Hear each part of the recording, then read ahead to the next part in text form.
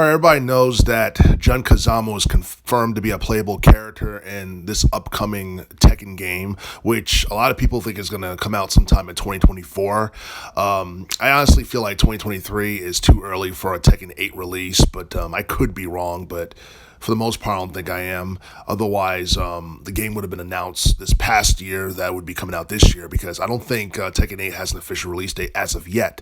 Recently, they showed a reveal trailer for Nina Williams, who's been in just about every major installment within the Tekken series for like the past almost 30 years. I believe the first Tekken game came out back in 1994. She's been in just about every major installment, but someone who hasn't been in every major installment of the game is Jun Kazama. And the very first Tekken game that she was a part of was Tekken 2 from 1995, which ended up being one of the most popular 3D fighting games for the PlayStation 1. And after that, pretty much she hasn't been a part of like any like canon Tekken games. Now she has been a part of Tekken Tag Tournament 1 and 2, but those two games are non-canon. And for the most part, this is like the first time she's going to be a part of a Tekken game that's canon since 1995. So this is like, I don't know, this is like over like 25 years in the making at this point.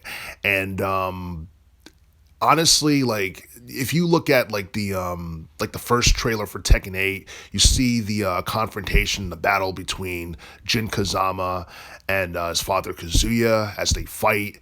And this is after, Tekken 7, which came out back in 2015, after Kazuya allegedly killed Heihachi Mishima. And I highly stress the word allegedly because it's hard to tell who dies and who doesn't in this game because we were almost certain that Heihachi had killed Kazuya, and at one point we were almost certain that Kazuya had killed Heihachi, and, we were certain that Jun Kazama had died after fighting Ogre, but it turns out that Kazuya's not dead. It turns out that Jun Kazama's not dead, and at this point Heihachi might not be dead at all, but we'll just have to wait and see. I mean, it looked like Heihachi died in Tekken 7, but I don't know. But with this confrontation between Kazuya and Jin, you can't have this confrontation without including Jun Kazama in any way, shape, or form. So apparently Jun never really died, and based on what we saw, she has a new goal, and it's basically to rid the world of corruption and evil. And honestly, that's something that sounds all nice and dandy and all, but at the same time, like when I look at this, I can't help but get like Soul Calibur 5 vibes from it, in the sense where it was kind of like a similar scenario with the main character Patroclus, where pretty much I guess he was trying to kind of rid the world of evil too, but at the same time, like the Soul Calibur sword pretty much like took the form of his mother, like towards the end of the story, and basically its goal was to rid the world of the Soul Edge. And pretty much it's like a similar dynamic where, like, I guess like Kazuya in this case is somewhat similar to like the Soul Edge sword because, he's demonic and all this stuff, and he basically embodies, corruption and evil and all that stuff. So it's kind of like, it kind of does remind me of that to some extent. And it seems like, I guess Jun Kazama is going to, I guess he's going to end up confronting Kazuya in terms of ridding the world of corruption and, wickedness and all that stuff, despite what he has become, because, Kazuya had, he is the way he is because he was born with the devil gene, something that Jun Kazama also has as well.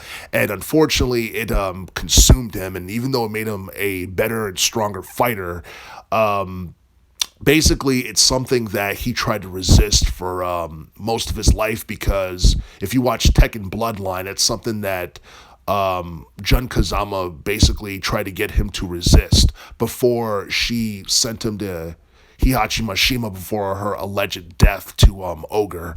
And in Tekken Bloodline, pretty much Heihachi Mishima tried to basically tear Jin down and rebuild him, and that basically meant abandoning everything Jun had taught him when he was growing up. So I don't know. I mean, Jun Kazama is just.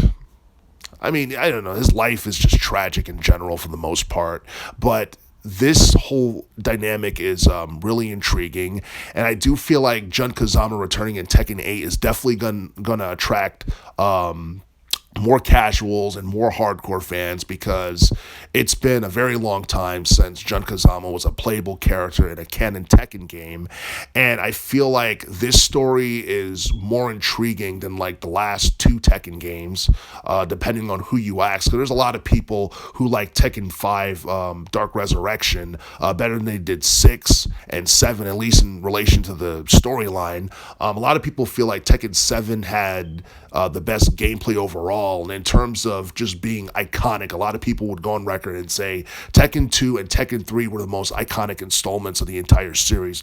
But it's going to be interesting to see what Jun Kazama does, like in Tekken 8, whether or not she confronts Kazuya at any point in the game. We do know that Jin and Kazuya are definitely going to go at it, but honestly, I'm hoping that we learn more about like the story and the plot and the details surrounding both of those things in relation to Tekken 8 before the end of 2023.